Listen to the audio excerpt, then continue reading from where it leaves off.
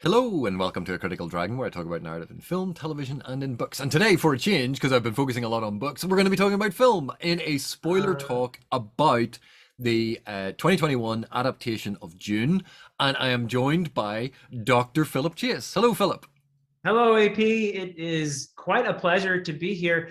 This is our very first film conversation, is it not? I mean, I think you did talk about Man of Steel a little bit when we had my 10,000K celebration, but I feel like this is our first organized film conversation around Dune. So it is such a pleasure to be here to talk about this film. And we did the non-spoiler one already on my channel, and now I'm looking forward to getting into some specifics.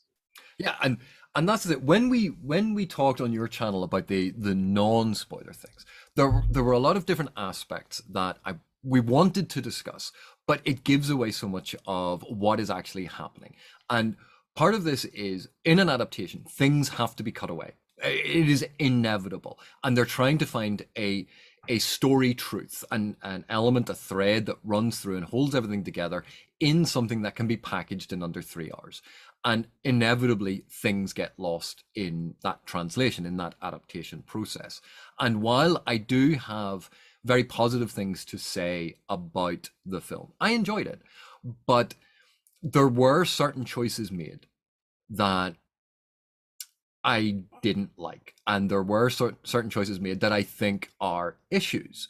And there are certain choices that were made that actually raise problems. And sometimes it was to address a previous problem that was found in a text that was written in the 60s and Right. translating it to the modern day with our new understanding of the world and our place in it.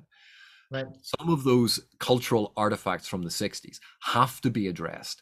And I think Villeneuve tries to address them, but there's only so much you can do without radically altering the story. So I think there are some fascinating aspects to talk about.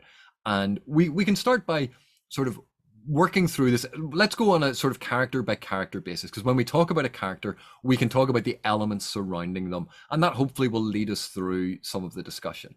How does that suit you? Brilliantly. Shall we start with the central character then, Paul? And this is a core issue. Paul Atreides. He is very much the central character of this narrative. Now, Right. before we talk about his representation in the film, do you think that Paul is absolutely central, the central character to the book? I think he is less dominantly the central character in the book. I do believe that that's a fair statement, but that in the first book, which by the way, I've only read the first book. I haven't read the Oh, entire series. So I'll be very careful then about other things that I was going to bring up. I mean, I'm not averse to spoilers the way some people might be, but for me, yeah, you go ahead and bring up your point. But for me, Paul is the central character. If I have to name a protagonist of Dune, it's Well, Paul. But I think he is put even more central in the film adaptation that we're talking about.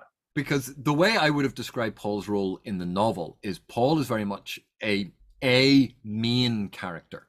Yeah. And we have other main characters. But what we see in the adaptation is, in order to tell a story in a certain frame, it has sort of been coalesced into Paul's story this time around. But I think there are elements of these other stories, because in the book, Lady Jessica's story is so central to what is going on. And they form the very core of what is going on. And then obviously everything that gets built out from them and their points of connection, like those, they form the two central threads for the first book, at least to my mind, because Jessica encompasses the Bene Gesserit and this an entire aspect of the world building, the history of the world, why things are happening the way they are. She is absolutely integral to all of that. Paul is an exploration of a different aspect of the story, and it actually it ties into something that, for those of you tuning in, where it suddenly cut off in mid-sentence there, it was because I started talking about something that is explored in the book, but isn't in the film. And I realized it is a massive spoiler for a film that has not yet been made. So Yeah. my apologies for the very bizarre edit that I will have to go back and put in. Right. But what I was talking about was uh, Jessica and Paul explore different aspects of the story, and it ties into some of the exploration of gender that is done in the novel. And it is the novel is written in the 60s. It was written by a male author. It was written in a genre that was heavily male dominated. It was published in a publishing sphere that was focused very heavily on male centric stories. The representation of women is an issue, is something that deserves to be discussed, and we will get to it, particularly when we talk about Jessica. But let's focus on Paul. Let's focus on Yeah. Paul's story. So what would you bring up about Paul in this adaptation? Well, you mentioned when we were doing the non-spoiler discussion how this particular iteration of Dune emphasized his youth, because in other versions, cinematic in 1984, David Lynch's version, it's a much older actor. I like this choice. I think it's good. And there are certain scenes early in the film that really emphasize it. There's a wonderful exchange, which I think was entirely made up for the film. I don't think it's in the book, where you have Duncan seeing Paul and he comes back and he gives him a pat on the shoulder and he says, "Oh, you put on some muscle." And Paul says, "I have." And then he says, "No." I thought that was a funny scene. And of course, that's emphasizing his youth and his relationship to these mentor figures of Gurney and Paul. And of course, his Duncan. rather not Paul, but Jason Momoa, Duncan.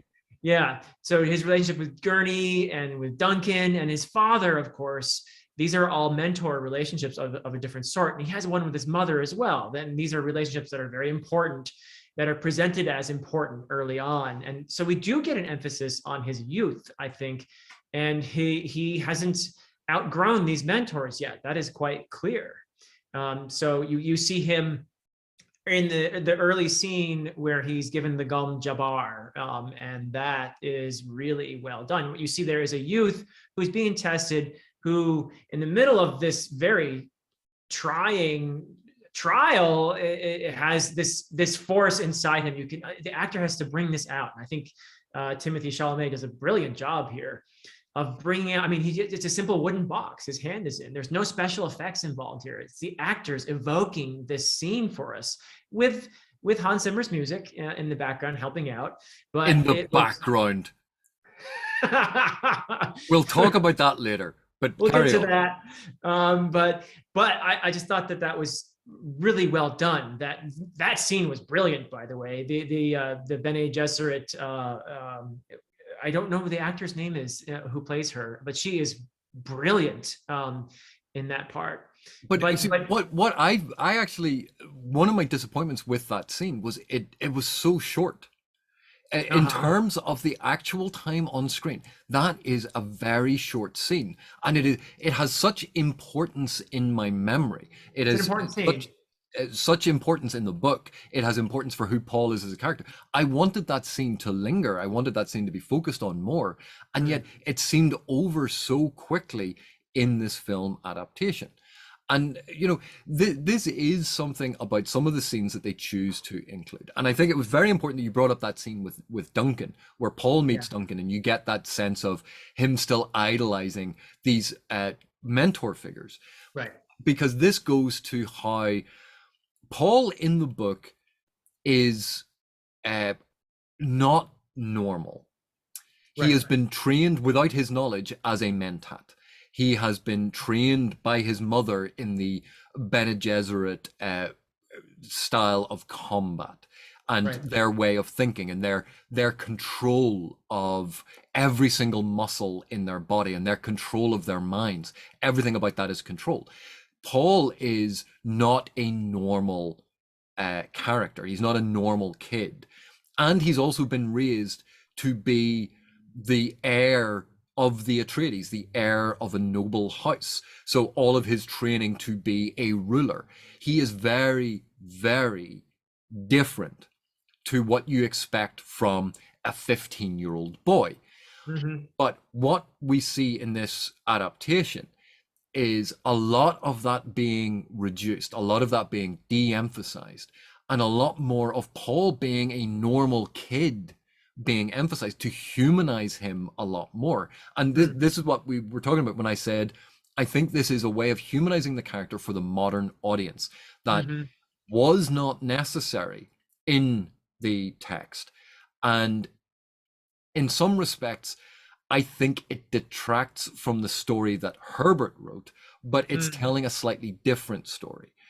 Because for me, losing Paul's mentat status, his Right. training, losing that emphasis on the fact that he is not normal, actually detracts from what is going on with these characters. But at the same time, humanizing him makes him more identifiable, more you can understand him better. Right. So I can see that balance that's trying to be struck, but it's not necessarily even, I Right. suppose. Yeah. So they de-emphasized the mentat element in him. They took it away, and they played. I don't know if they played it up, but they retained the Bene Gesserit element in him, where his mother had been training him. In fact, they presented it very early on, But and they show it in terms of the voice, not right, in terms of the combat. And right, the whole control of your whole body, of being able to control every single muscle, to be able to move with every right. single muscle in coordination, is the Bene Gesserit way. The Mm-hmm. litany against fear, which is so Right. important to Paul to control his mind, that Yeah. that actually has been given to Jessica in that In scene with that the guy at the scene. bar. Yeah. Yeah. Um, so you can see these changes. They've made Paul a lot younger feeling, a lot more human feeling. And Yeah. I can understand why. And it serves this story about Paul as a young boy thrust into these things Right. to grow into a man. But Right. it does change, in some respects, quite fundamentally, the story world that Herbert had created. Mm-hmm. Mentats are almost entirely removed from this story. The idea of the human computer because of the Right. Butlerian jihad, that Right. is not present. We get a tiny scene with Thufir. Uh, Pryder is not even mentioned as being a mentat. The role of a mentat and how they advise Well, you the see his noble. eyes flip up once, so you know he's a mentat. It's pretty subtle, but his eyes flip up, and he does a little calculation, and then so if if you blinked, you missed it. You know. Yeah, but that's what I mean. So much of that has been removed, and Yeah. yet that is integral to why they don't have advanced computers, advanced technology. And Right. this actually Right. ties into a dissatisfaction I had with, while I loved how they did the shields and Yeah. That visually was represented the shields, visually pretty cool. Yeah. it was a little silly that it was blue and red and it was so blatant that way. I always Uh-huh. imagined it as much more subtle, but this is a visual medium. Let's give the people what they want. But the Right. giant missiles that drop down and then slowly bore their way in, you go, the reason, one of the reasons in the book why you don't use big shields on ships and Right. why they don't use shields and lasers and all that is the las guns. When they fire a las gun and it interacts with the shield generator, Right. creates a nuclear explosion basically on both ends. And That. because again that gets removed from this adaptation, in Uh-huh. order for this to make sense, because they've removed all of this justification for things, that they include these bombs because, well, why wouldn't you use bombs? And Right. it shows the shield technology working in a different way. And yes, it's a cool visual, and yes, it's a new way of telling the story, but I think it does lose that essence of the world that Herbert built that actually was surprisingly cohesive. Uh-huh. Interesting. Yeah. Just to go back to Paul for one more moment, if we could, there is the one scene when he is with Jessica later in the film in the tent, and he screams at her, "Why did you make me a freak?" And that I think is probably that's not a line from the book, and I think that is probably their attempt to convey Paul's difference, even as he is portrayed as a more relatable young man. Would Yeah, you agree with that? yeah, Yeah. but again, think to the characterization of Paul in the novels. When Right. does he lose control that way in the books? Right. Right. Like He this doesn't. this is as an adaptation of a character, in some respects, the character of Paul on the screen is a radical departure Hmm. from the character of Paul in the books. Now, that is not, again, it's not necessarily a bad thing. It's because there's a different story being told from Yeah. this. This is an adaptation. And Right. for a modern audience, where when you look at Cal MacLachlan's portrayal in the Lynch version, he is Mhm. much more controlled. He is much more internal, and that comes across as very stiff and very wooden, Right. which the modern audience doesn't like. We like emotion, and Right. seeing that, we'd go, well, why isn't he emoting more? Um, so you can understand that direction. It serves a purpose. I'm not criticizing that. I'm just Yeah. highlighting that it is a decision that was made, that is a creative decision that didn't necessarily have to go that way. Yeah. Well, you mentioned how Jessica gets the lines about the recitation while Paul is going through the Gom Jabbar ritual, and I think that the film does some interesting things with her character and some things that might be that people might disagree about. Yeah. So it's fair to say. I do think that the relationship with her becomes even more prominent in this film. There are even, it was interesting, my daughters saw the film, both of them, and they seem to agree that there were some almost Oedipal things going on between Paul and Jessica, where there was the one scene where they had to undress to put on their still suits, and they both kind of like give each other a quick look there, and it was like, what was that about? What was that look?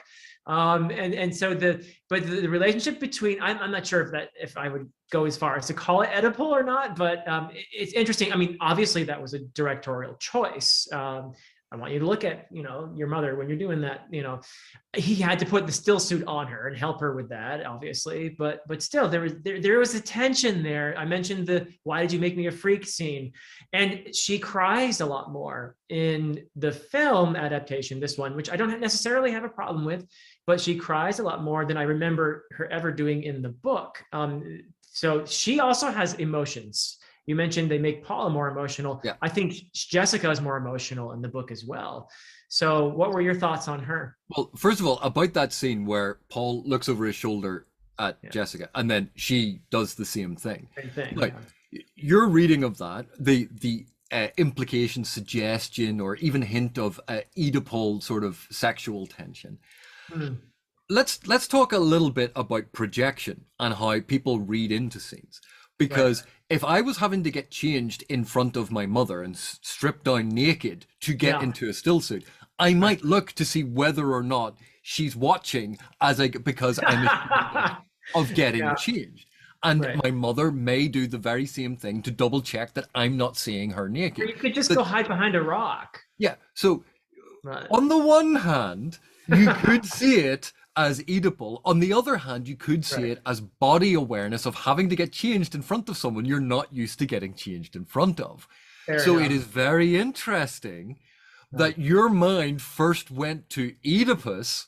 Well, it wasn't my mind actually, but I thought it was an interesting take on that, and it wasn't just that scene. There was a No, lot no. going on between the two of them through the film, but And I may have played that up for laughs. But it is an interesting thing about the how we interpret something when there are no lines, where beforehand yeah, in other adaptations and in the book, we would have had internal monologue, we would have had right, voiceovers, we would right, have had dialogue to explain something. But now, because it's being shown to us, there is this ambiguity created. right. But when you talk about Jessica crying and her emotions, I Yes. think this is part and parcel again of what they did with Paul to make him more human, to make him more relatable. Mhm. And I think they've done it with Jessica as well. And again, this is a creative decision that I think there are issues with, because Jessica is a full Bene Gesserit. She is Right. in complete control of her mind. She is in complete control of her body. She is powerful. She is a badass warrior. She Hmm. has incredible mental fortitude. She is incredibly deadly. She is the absolute archetype of the strong female character. And Hmm. also, while she is the consort to the Duke, she is wife in all but name. She has ruled this household alongside him. She has ruled this planet alongside him. Mm. She is his political advisor. She is in charge of his political strategies and the movements that House Atreides are doing within the Landsraad. She Mm. is a brilliant, powerful strategist. Right. And yet, in this film, we see a lot of that de-emphasized, a lot of that reduced, a lot of that made much more human, and she's more a mother and more emotive. And Right.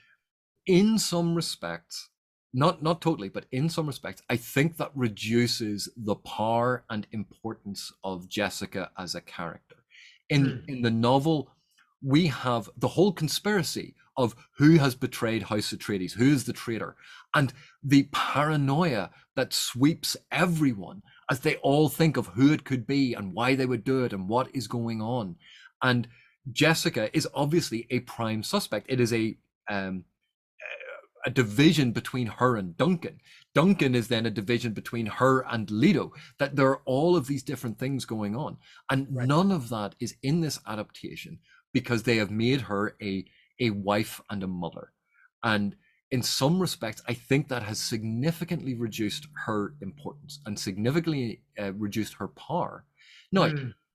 the positive aspect is she is more human. She is more relatable. We can feel that bond between her and Leto. We can feel that bond between her and Paul. But it does, I think, diminish her as a character. Right. Yeah. I think they do lose some of that political tension is there, and it is made clear that the Atreides are put on this planet for political reasons, and that there's these the machinations of the Emperor and the Harkonnens and all this stuff is going on. But I think you do lose some of the subtlety, and maybe that was just necessary because you have, this is a different medium and they only have a limited amount of time. But one scene that I did kind of miss was there's a dinner scene in Dune where you have all these political tensions coming out, and I just thought it was brilliantly done. And you have Kynes it's sort of an introduction scene to Kynes in the book, and where his kind of alliances might be, and it gets to he in the book. Obviously they changed the gender in the film, which I thought was a brilliant choice. But we don't get that scene, and they don't show it at all. It's not there. And so I think you do miss some of the, not just with Jessica, but in general, some of the political motives and manipulations going on a bit. But I think they conveyed it. But without that scene that establishes it so well, it's a little bit less prominent. And every time you simplify a narrative, because you can't have everything, and when you simplify it, you do lose certain elements, and then you go, once that element is lost, all of the other elements that supported that, you go, well, let's cut those away as well, and then, well, that was connected to that thing, so we'll cut that away.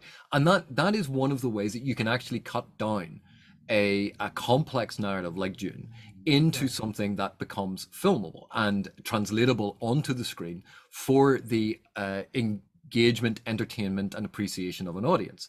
And I don't disagree with that, but we're talking about this as choices that they made in adaptation, that there are detriments to some of them, and there are things that get lost. And as much as I enjoyed this film, because some of those things got cut away, I think the film became a lot thinner. It lacked the complex depth of the novel. And that's not to say that the novel is without flaw. Like, the novel has its own problems. It But does, yeah. depth and complexity was not one of them. Like, that is one of its big strengths. And I think the film sacrificed quite deliberately some of those aspects to make the film easier for the modern audience to consume. And yeah, that is it is a give and take situation. Right. And you'd mentioned Liette Keynes being gender swapped here. Right. And for a story that was actually so male centric, it is actually what did Keynes's gender have anything to do with the Yeah. job? Imperial ecologist and master of the change. Mm. The gender is irrelevant to that. So actually, it just helps build out a more realistic and interesting cast that not everyone is the same. And Right. she did a brilliant job Oh yeah. portraying that she is imperial. She is not on the side of the Atreides, but she's Right. not on the side of the Harkonnen. And while we have that great scene was where Jason Isaacs, not Oscar Isaac as Duke Leto, says, "See what the Harkonnens left us. They've done all that." And she, well, that's one interpretation essentially, but it was old. That's why it failed. Right. That we see this about, and it's something I love, which is obviously narrative perspective. Her perspective of the situation is not that of the Atreides, and so much of the film is told from the perspective of the Atreides, which is why we see her in that moment as being against the Atreides. Right. But when we think about it from her point of view, she's going, well, that's one explanation, but the other equally obvious explanation is it was an old carrier. These things happen. I do like the complexity of her character in the film and her loyalties, her conflicting loyalties, because she is essentially working for the Empire. And she knows what's going on, I think. She knows that the Emperor is trying to get rid of the Atreides, but she's a human being and she's a decent person. And so she's got this conflict, which is so evident. The actor does a superb job of bringing that conflict just onto her face at times, and ultimately making the decision to help the Atreides, which to help Paul and Jessica, which turns out to be a fatal decision for her. She is assassinated. And her real loyalty, though, I think, to the Fremen, she considers herself a Fremen, and She is, well, she is Fremen. And, yeah. So.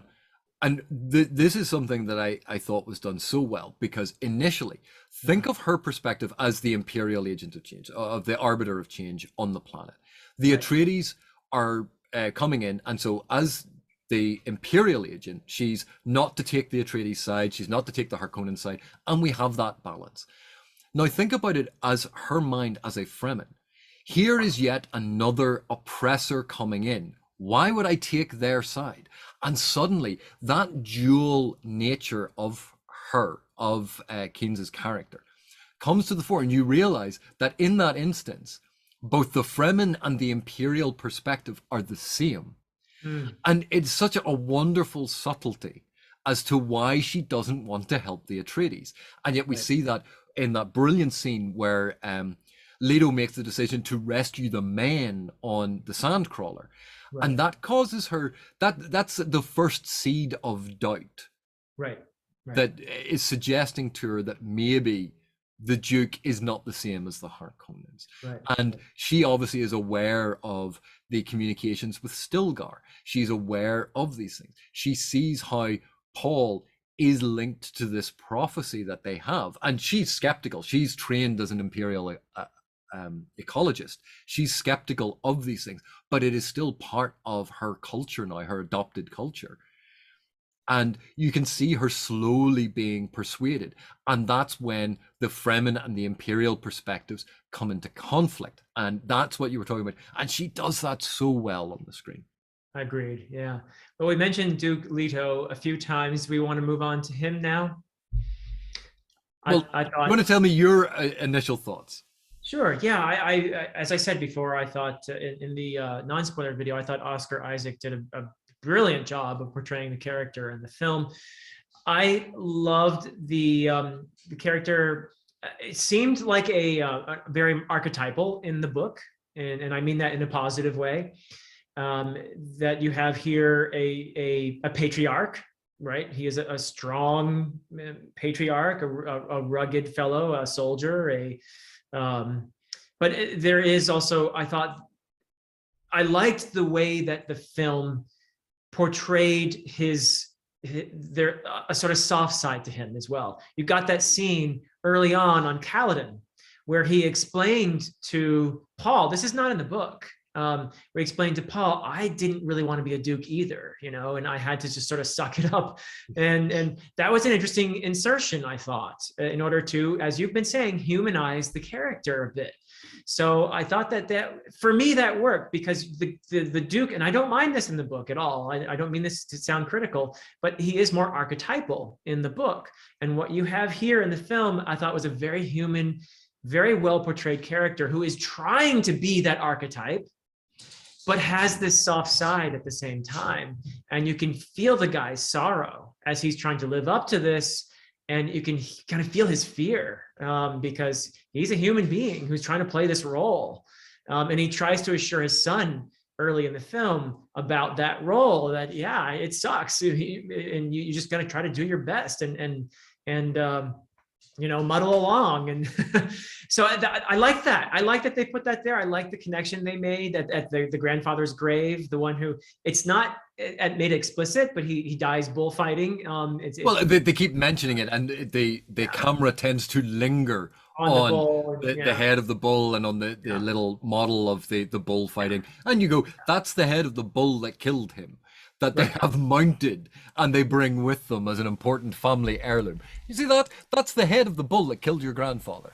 Yeah. That is one of those elements that gets brought in. You go, it's a nice nod to that continuing storyline. But again, this is one of these changes that, as you point out, humanizes him, but it loses that sense of him as the dominant force. Because if we think of the story world created by Herbert, where he is the head of a noble house that rules a planet. Do you think he dandled little Paul on his knee when Paul was a baby? No, there were nursemaids to do that. He had a much it's a form of raising children which is very alien to modern culture. This idea that the father was remote. Right. And I think in order to modernize the story for the audience, that's why these elements have been brought in, because it is difficult for the modern audience to imagine a very remote authorial father figure like that.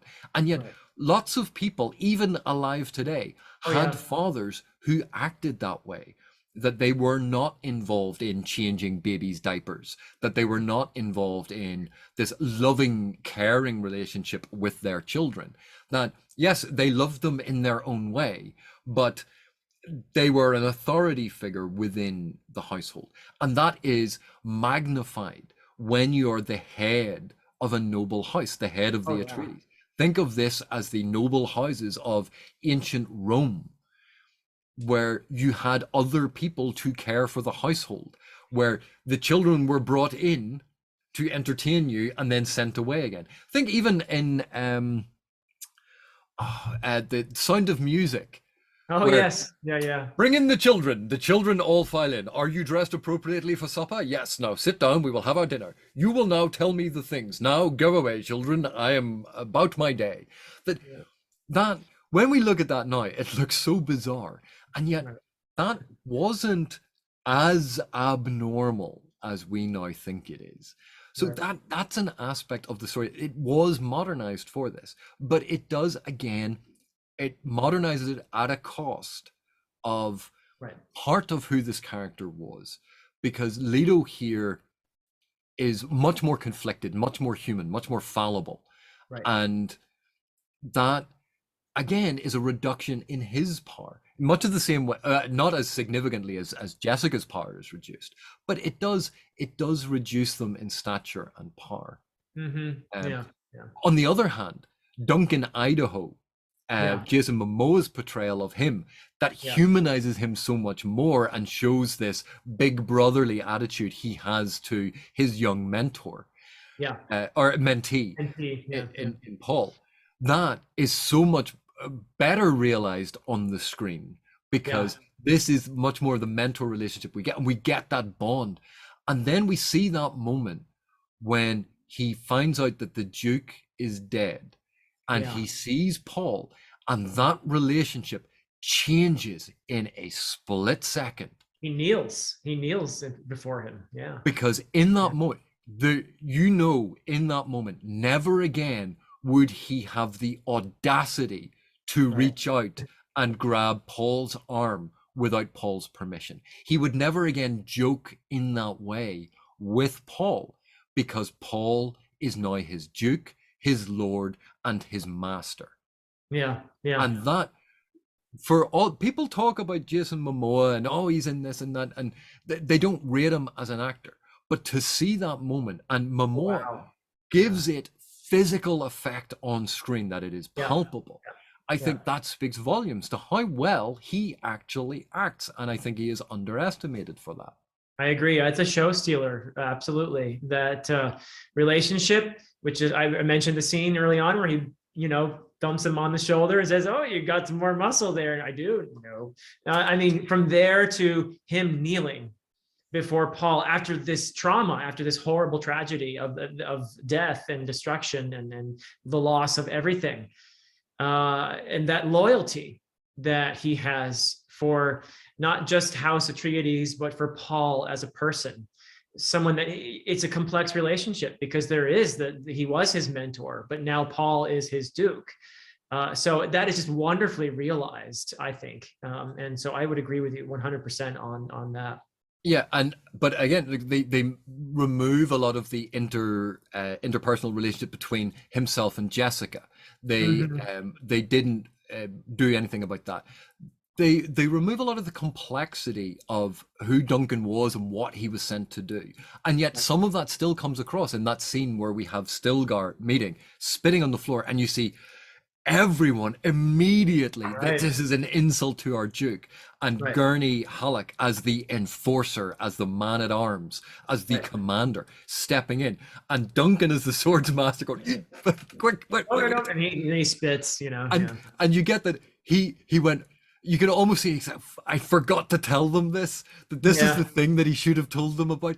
And it's because he's the swords master and he is that slightly more happy-go-lucky character, whereas Gurney is all about duty. And then we see them in the barracks, and that barracks scene with Paul and them giving the drink to Paul and playing around with the paracompass, all Right. of that whole scene shows the camaraderie that Paul has access to as the heir, as someone who is not, the duke's around, he's not the leader, he's sitting in with all of the men and being told the dirty jokes because he's their lovable young guy, Right. and that's never happening again either. Right. Oh, yeah. Yeah. So much loss there. Yeah. Very effectively conveyed. And Gurney, I thought, was well played by Josh Brolin. And I'm I not didn't think he sure. had a lot to do. Like again, Yeah. so much of it was reduced and trimmed away to focus more on this family storyline and on Paul. And Yeah. the Gurney, We got a few of his quotations, but we didn't have him playing the instrument there that he plays in the the book. Balasit. Yeah, the balisette, which was such a part of his character. Unfortunately, they didn't include that, but Because again, he was a warrior poet, he was a troubadour, right. it was to balance out his martial side, that yes, he was a warrior, he was a general, he was a soldier, he was this person, but Right. that had to be wedded with an artistic form. Right. Duncan was a ladies' man, and it's the balance of the swords master being the great dancer, and yet anyone who practices a lot in fencing will tell you most fencers are terrible dancers, because everything about fencing is about breaking rhythm, Right. because you're trying to offset or put your opponent off, so you don't Huh. want to fall into a rhythm.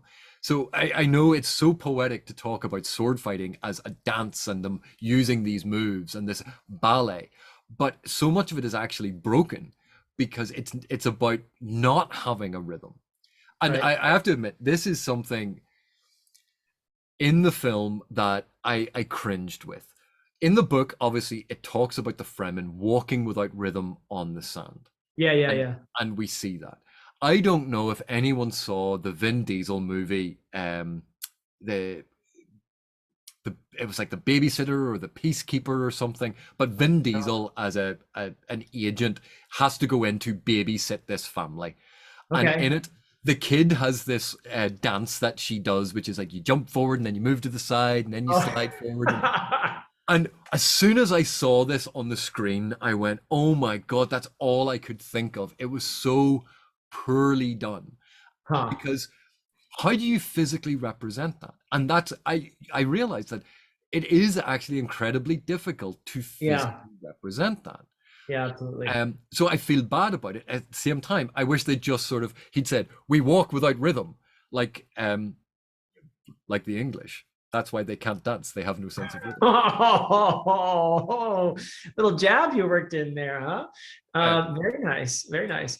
But did you want to say anything more on well, that, or but in that, it's interesting that they show it very, very briefly, yeah, and then let's never speak of this again. very briefly, yeah, yeah, yeah. What happens in Vegas stays in Vegas, so or in the desert.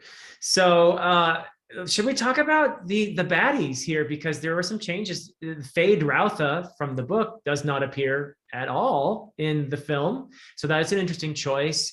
Instead, among the Harkonnens, you of course you have Vladimir, the Baron Harkonnen, and you have what's his nephew's name, the Raban, one Graben, yeah, Graban. Raban, the Oh, beast, Raban, yeah, yeah, Raban. Raban, yes, or Robin, however you say that. So he takes a more prominent role, I guess, to basically. I mean, he's not in the book. He actually does not appear, if I'm correct, in the book at all. He's talked about in the book, but he doesn't appear. I think somebody can correct me on that if I'm wrong, but I don't think he appeared. But here he's in the film. They have a sort of famous actor, wrestler guy playing him Yeah. effectively. Um, because he is supposed to be kind of the more aggressive, and he does that part well. While Vladimir is the mind, he's the planner, the mastermind, all of that. But I thought that it was an interesting portrayal of him in the film, different from the 1984 version, for sure. Well, So, it's interesting with Vladimir Harkonnen. Obviously, they have him again being obsessed with food and being a glutton, and that's why he's so fat. And right, this, he has no self-control, which obviously is the antithesis of the Atreides, who are right. so in control. They are so prim and proper and pent up that you go, like, God, go and have a couple of drinks and have a night on the town. You need it just to let loose. Whereas the Harkonnens, you go, smarten up a wee bit. You're overindulging in all of these things. Uh-huh. And again, like they have him using the repulsors in the book, which are to help him move with his bulk. Right. That they help him move, and here they have him floating around, which is something it looks a wee bit silly. It's But not explained. Yeah. one of the issues I have, one of the things I like about the change is they've removed a lot of um the homosexual coding that was given They've to so uh far anyway, they've removed the pedophilia as well. Yeah. and well, it's there's both the homosexual coding and the pedophilic coding. I don't want, these are not the same. They are two Right. different They things. I don't want should people not be to, conflated. Right. Right. it's unbelievable. Aside from that point, Right. but they removed that coding from him, which I think is very necessary in the modern day, because Uh-huh. it is a tiresome cliche, Right. and when it gets trotted out, I do just roll my eyes, because we're Right. not living in the Victorian era anymore. We're not sentencing Oscar Wilde to hard labor because he's gay. Let's grow up. And I think it's important to change those aspects. So I really did like that change to his character. Uh-huh. The problem I had was Skarsgård very much channels Marlon Brando from Apocalypse Now. Oh. And Huh. and that I'm just gonna rub my head and I'm gonna mumble, and my eyes are gonna be half closed, and I'm gonna talk. You go, we've seen Marlon Brando do this. We've seen Huh. people try to copy Marlon Brando do this. Find your own interpretation of a character. No, I don't. That would be, is it well done? Yes, it is well done. I And thought it was yes, well it's a done. great evocation of the character. Yeah. I just didn't enjoy it because I've seen Marlon Brando do it. Okay. Wow. I didn't think of that, I have to confess. But now when you just did your Marlon Brando imitation, I have to see, I can see what you're talking about. But how can you not? Because even and he's talking and he's rubbing his head and he's doing, and that's Yeah, exactly Kurt's in the jungle yeah. that Brando portrayed. And you go, did he just watch those scenes and go, that's exactly how I'm going to do it? You know, Huh. and it's so disappointing. You mightn't like the caricature in the 1984 version that they did, but at Right. least it was a unique take. It was something we hadn't seen before. And now Uh-huh. it just, I was slightly disappointed in that. But he conveys the villainy so effectively. Hmm. When it's combined with they call down the cone of silence. I don't know if you remember Get Smart. How anyone can use bring down the cone of silence without that absurd comedy suddenly jumping into their head. You go again, and it was done with the light. Oh, you just Well, of I mean, maybe your brain is more associative than mine, but now that you say it, okay, I hear you. Yeah. Um, it but just there are other ways to visualize these yeah, things, yeah, and it just when they do something that has a cultural resonance, that has a history in media, yeah. it you just sort of go, this was a misstep because Huh. we have Marlon Brando's villain from Apocalypse Now in Get Smart's Cone of Silence. I'm done. You have lost me in this scene. This scene has now lost a lot of the impact it should have had. And even the spidery thing, you go, what was the point of that? It then felt silly. It felt like a weird puppet creature that they'd put in Huh. for no other reason than to try and make it look kind of alien. That instead of a dog, which we'd assume the Atreides have, that they have a giant pet spider because they're evil. Like we needed any more visual references that they are evil from the dark, dank, evil lair that they live. Well, what did you want them to have? Like rainbow and unicorn wallpaper or I, something? I just, I know visually coding things for the information, visually coding information for the audience is important to do in cinema, but I feel that we've gone far too far toward overt coding of information as if the audience are made up of imbeciles, and I don't like being treated as an idiot by a film. That's why I react so badly to this. I don't like it when filmmakers don't trust me, when they throw things in my face like this. Hmm. I go, I'm smart enough to pick up on the Harkonnens being the bad guy from the 50 references to them being the bad guy without them having a giant spider pet. Okay, maybe the spider was a little overkill. Anything else about the Harkonnens for now? Um, it's no, I think the Beast Raban being played by Uh-huh. Batista, the removal of Fade, I think, is interesting. Yeah, yeah. Well, I mean, Because there are a whole series of connected storylines in the book related to Fade, related right. to the Harkonnens, related to schemes going on, and related to Jessica. That's all played into this. That is not in this film, and Well, you have to. I'm assuming that Robin is going to take over his role in the other part. Well, I mean, that would be the only choice I could see that they could make at this point. But yeah, And it's interesting in an adaptation where you conflate characters, where you right. take two separate characters, you stick them together, go, we will combine their roles so that they Mm, can serve this narrative purpose. Much like Legolas replaces Glorfindel in Jackson's adaptation of The Lord of the right. Rings. Or sorry, Arwen replaces Arwen. Glorfindel. Yeah. Yeah. Legolas replaces it in the animated version, Uh-huh. Yeah. which made a lot more sense. But um, I feel bad for Glorfindel. He gets erased everywhere. Yeah. Maybe he'll be in the new TV show. Oh, that'd be cool. Yeah. But one of the things, and let's talk about some of the really positive. I've been a wee bit negative here, Uh-huh. and I Uh-huh. want to talk about some of the positive aspects.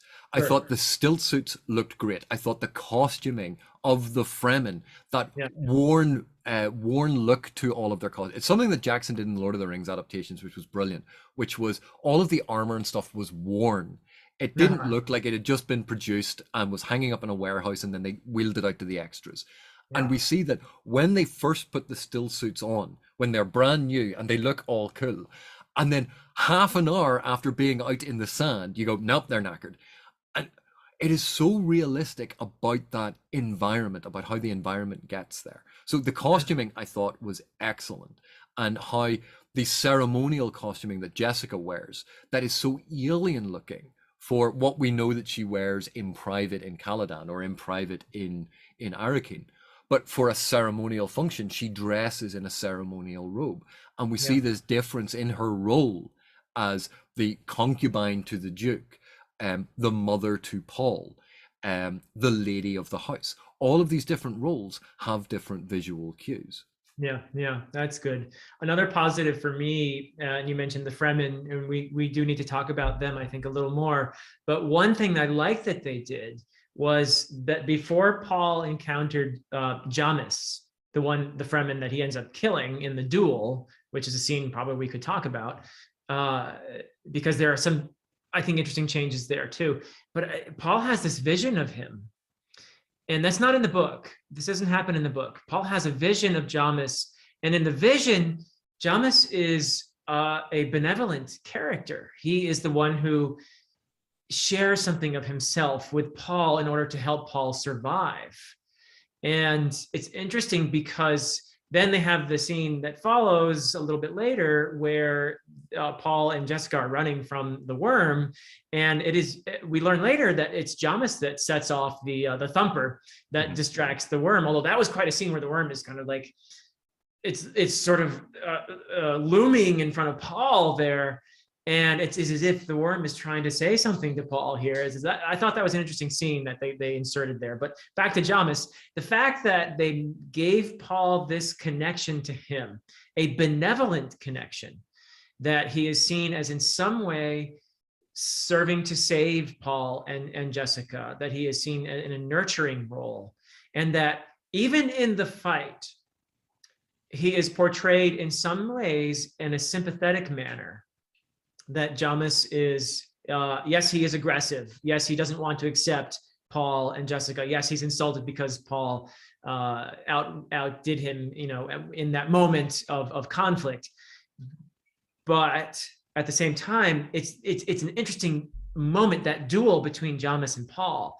There's a connection there that happens. And I love that they had Paul hold his hand as he was dying. And of course, Paul is reluctant to kill him, as explained, Jessica says in the film, and this is in the book as well. He's never killed anyone before. So that I thought that was a powerful scene. I thought they did it well. And that I love the fact that they made this connection between Paul and Jamis before they even met, and that Paul saw him as a benevolent figure in a sense, not just as an aggressor. And this, I think, is one of the really good things that Villeneuve has done. Is it's a way of illustrating Paul's prescience, his foretelling of the future, and how the future at this point is not set. Right. We're not talking about the rest of the Dune books, but right. In this, Paul sees different glimpses of the future as he's coming into this power, as he is exposed to more and more of the spice.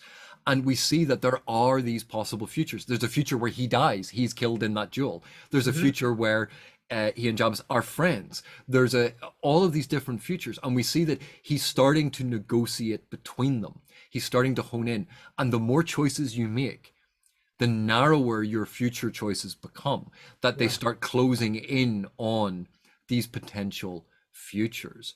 And that is obviously a big aspect of the Dune book, which we have not fully seen in the film version, because obviously we're missing the second half.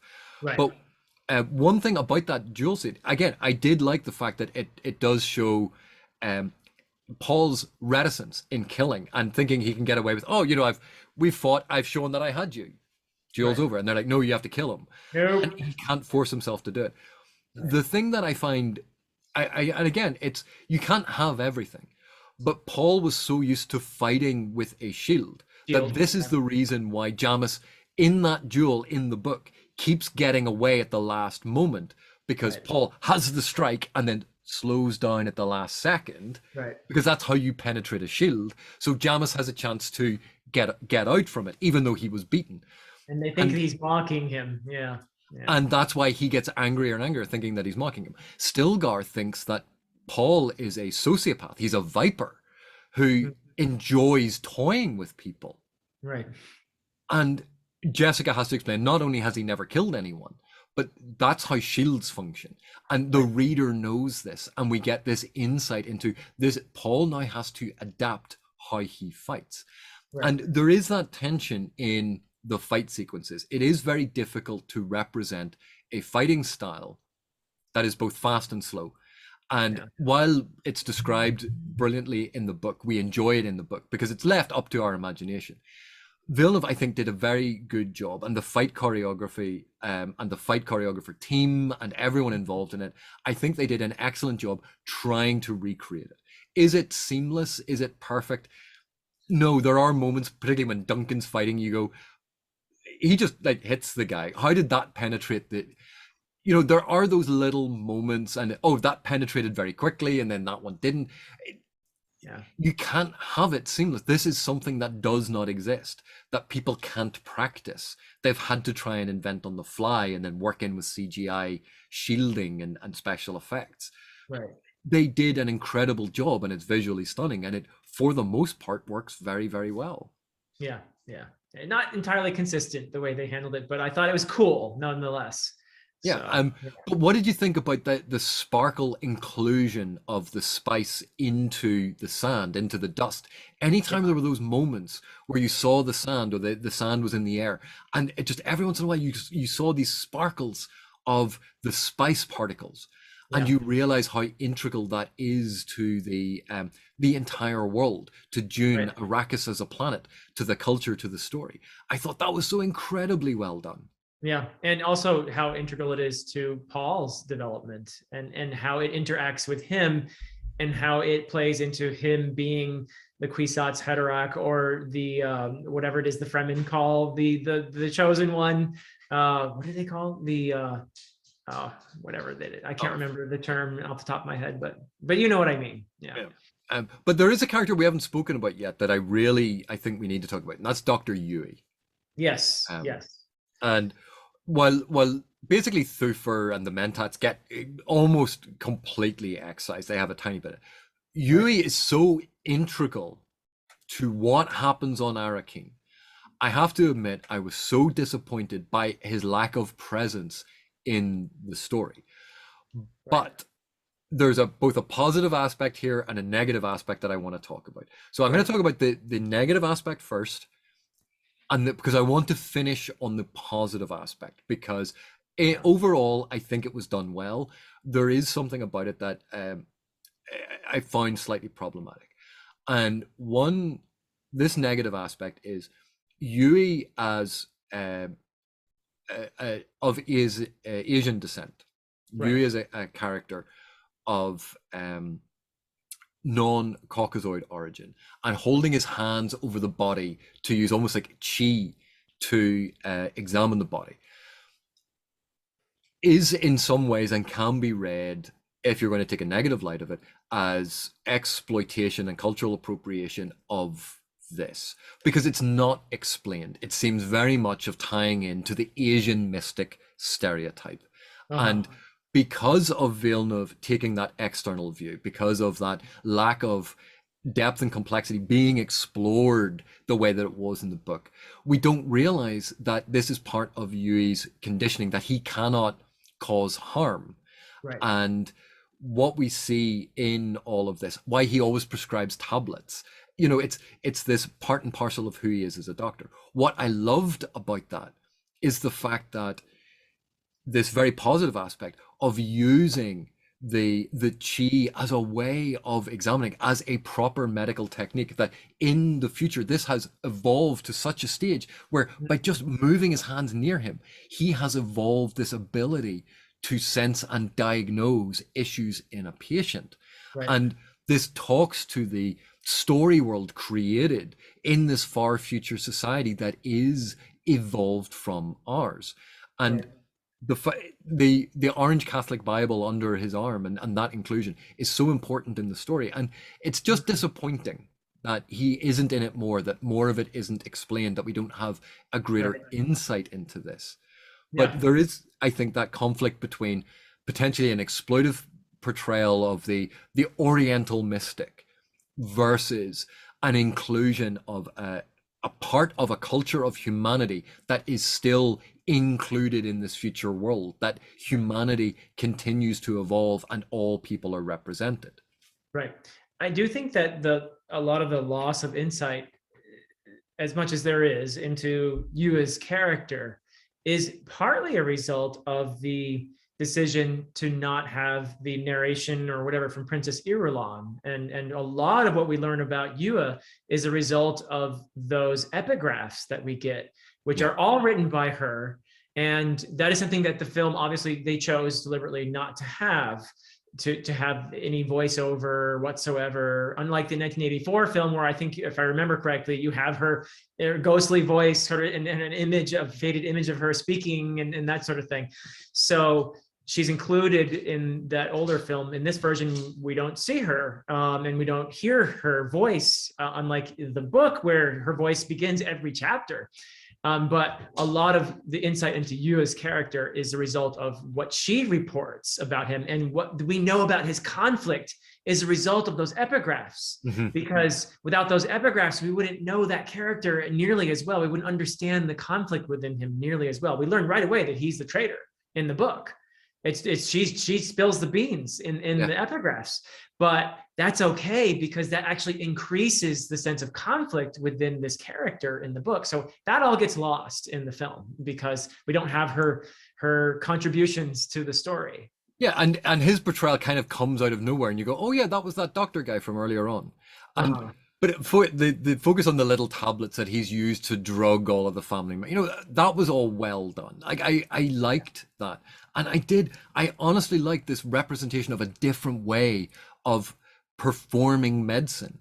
That this was a far future world that is different from our own. It's not just the same, like Star Trek little hypo spray to the neck, or that we constantly see, that things have evolved, that this actually I thought was a beautiful piece of world building, but you can have that negative view of it. So I wanted to flag that. I liked it. I liked what they were doing with it, and I choose to view it in that much more positive light, because again, so much is left up to us as viewers as to how we're going to interpret this. Unlike, say, the inclusion of throat singing in the Sardaukar sacrificial scene, which goes to both, I think, an element of cultural appropriation, as well as using it in a context that seems entirely and wildly inappropriate, and also is a scene that was entirely invented for the film, and also speaks to about why a lot of the soundtrack is intrusive. So now that I've laid that at your feet, Philip. You just threw a bunch of fireballs at once. So yeah, I do think that it's a serious matter. It is something that I take seriously, the idea of cultural appropriation. And I think it is something that we could talk about in terms of the book, the original book from 1965, and the film. And there, as you just said, there are elements of cultural appropriation that have been added to the film that weren't in the book, like the throat singing, for example. The bagpipes, for example, are, that's cultural appropriation of a sort too, isn't it? So it isn't called out as often, but nevertheless, it is. It's a similar sort of thing, I think. So I think it's a conversation that we could have, and it's one that I would certainly be sensitive to and receptive to hearing. I do think, though, it is important to keep in mind that the book and the film both portray human society as it has evolved in the year 10,000, whatever it is. It's 8,000 some odd years from now. So elements of our cultures today have survived. That's why you have the Orange Catholic Bible. That's why you have all these words that sound very Arabic in the religion of the Fremen, particularly. But you also have words that are clearly derived from Sanskrit, by the way, in the book. So you have all these elements of humanity that are tossed into this future. So that is something I think to keep in mind. That is not necessarily an excuse for cultural appropriation, but it's not supposed to be an entirely made up culture that is completely separate from what we are today, in other words. So I do think that's an important thing to consider for both the book and the film. Yeah, and I would say, particularly in the book's defense, written in the 1960s, right. There's a different sensibility, there's a different culture at play, there's a different predominant and majority culture at play that is perhaps far less sensitive to the concerns of others and far less open to dialogue about different ways to do things. Mm-hmm. But a film made in 2020, 2021, right, I think has a duty to be far more aware. Now, mm-hmm. It is clear that Villeneuve is aware of certain of these aspects. Yes. Certainly the character of Keynes is an aspect of this, of trying to be more inclusive. And I think, again, the choice of whether to view it as negative or the choice to view it as a positive is it's left in this ambiguity. And I just felt that the Sardaukar scene, because it was wholly invented for the film, that's why I focused on that as a particular aspect.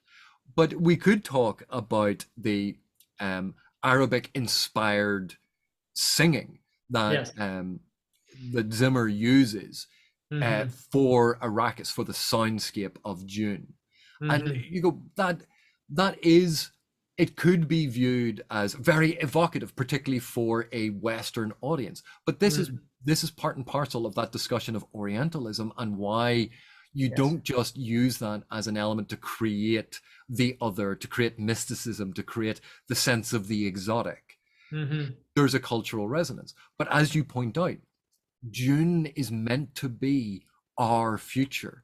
These cultures have survived and evolved and influenced the world of the Empire, of the Landsraad, that to not include those things would be to excise them from humanity's future. So I think the positive way of looking at this is, yes, humanity's future is made up of cultures and races and denominations and backgrounds from everywhere. Right. But you can choose, you can say that it wasn't handled sensitively enough. It wasn't handled well enough. Those are personal judgments that you can make, and there's evidence for both arguments, and you can make both arguments. But and it is something worth discussing, I think. But not in, this is already an incredibly long video, and cultural appropriation is a very important, delicate, and nuanced subject that requires a lot of discussion and understanding, and you can't really do it service in a little 3-minute segment in a video talking about a film. Right. But the soundscape that was created, the cinematography, and what you had mentioned about the scale, this was something that they did in The English Patient, showing the biplane flying over the desert in The English Patient.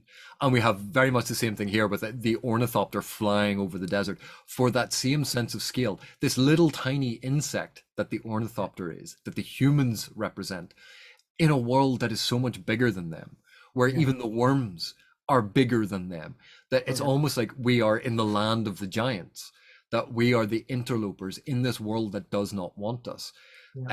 And that speaks to that whole theme of colonialism that we talked about in the non-spoiler aspect. These colonial powers imposing themselves on a world that does not want them, that does not need them, that has no place for them, where their technology does not work properly and shouldn't be there. Right.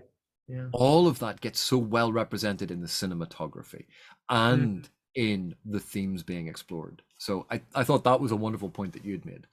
Yeah, I agree. It's brilliantly done, and that's the advantage of the visual media, right? That you can convey those things in a scene. You can convey the tone and the atmosphere with your choices. So Overall, I would just say that I enjoyed this film tremendously, and I thought it was brilliantly done. We probably haven't touched on many aspects of the film that could be touched on still, but I feel like we've taken a good swing at it here with this discussion.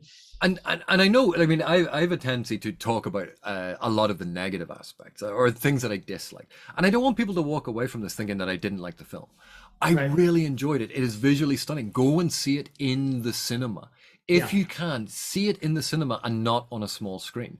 Yeah. Um, Maybe bring in earplugs to drown out the noise of the score, but go and see it in the cinema. It really is a visually stunning and arresting film at times. And there's beautiful use of color. The acting is phenomenal. There's some great moments in it. I enjoyed the film.